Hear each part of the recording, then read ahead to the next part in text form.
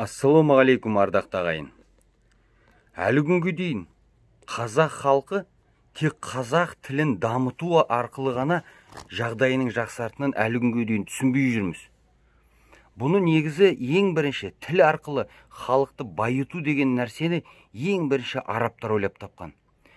Соны 20 ғасырдың 60 жылдарында араб елдері енді ғана тәуелсіздік алған кезде сол араб мемлекеттерінде де француз тілі, ағылшын тілі басымдық рөлде болып, араб тілі қарапайым халықтың тілі болған. Сол кезде арабтар ең бірінші болып халықты туған тілін дамыту арқылы байыту технологиясын ойлап тапқан. Бұл қалай жүзеге асты?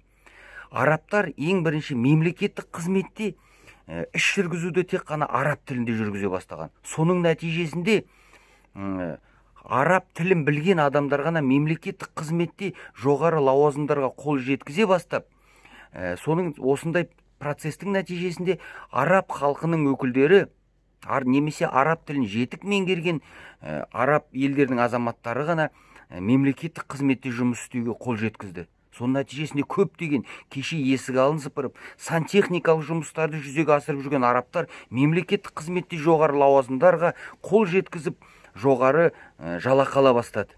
Екіншіден, сауда-саттық бизнес саласында тек қана араб тілінде сөйлеу арқылы, араб тілінде қызмет көрсетуді талап ету арқылы көптеген жаңағы бизнес кәсіпорындарында міндетті түрде тек қана мына әкімшілік лауазымдарға, немесе жаңағы генеральный директор, басшы лауазымдарға араб өкілдері тартыла бастады. Өйткені мысалы араб еліне француздар келіп фирма ашатындай болса, оның міндетті түрде басшы лауазымдарына қарапайым арабтарды тарта бастады. Өйткені араб тілі басымды бола бастады.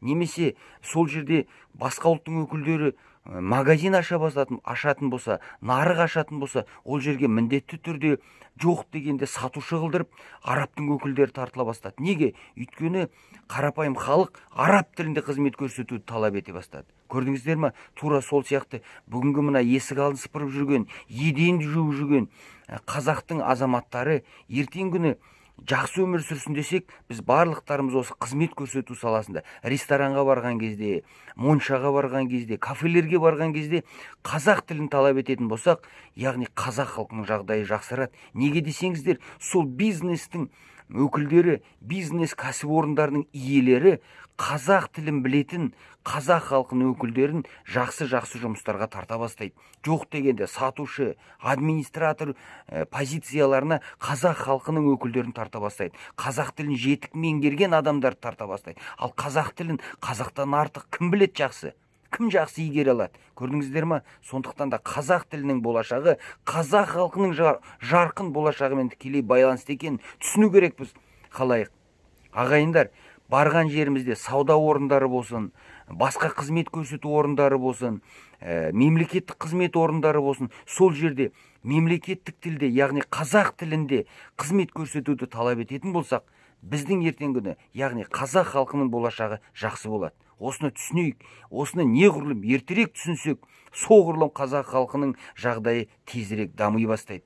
Тек қана мемлекеттің мойнына жүк артық қою деген болмайды. Мемлекеттік бізге барлық мүмкіншілікті берді. Біріншіден, ел конституциясында, елдің заңдарында қазақ тілі мемлекеттік тіл ретінде көрсетілді ме? Көрсетілді. Екіншіден, тұтынушылар қай тілде өзіне қызмет көрсетуді талап етсе, сол тілде оларға қызмет көрсетілу керек деген заңда бекітілді ме? Бекітілді. Яғни мемлекет тарапынан бізге мүмкіншілік берілді. Ары қарай біз, яғни өзіміз қазақ тілінде бізге қызмет көрсетуді талап ету керекпіз. Сонда ертең күні қазіргі шәнейіп, неше түрлі администраторлар болып, неше түрлі жақсы жұмыстарда, бизнес орындарда отырып алған орыс тілді азаматтар, олардың орнына ертеңгіні қазақ тілін жетік меңгерген, қазақ тілінде сөйлеп, қазақ тілінде хат танитын, қазақ тілінде жаза білетін азаматтар келеді. Сонда қазақ халқының өкілдері бүгін есік алдын сыпырып жүрсе, ертең сондай жақсы ресторандарда,